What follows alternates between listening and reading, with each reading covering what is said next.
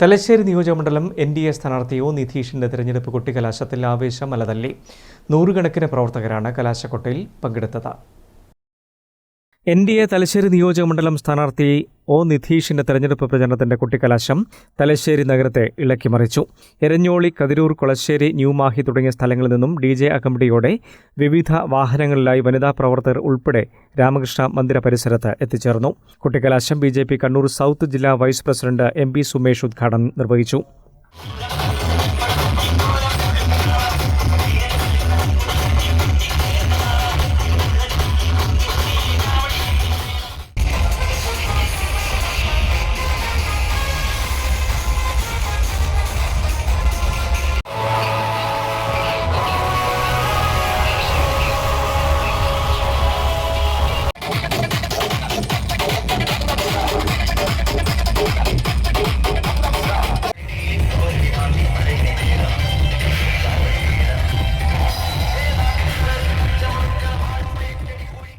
Advocate V Ratnakaran, A Sajeevan, K Lijesh, Santhosh Odakkath, K Anilkumar തുടങ്ങിയ നേതാക്കൾ നേതൃത്വം നൽകി.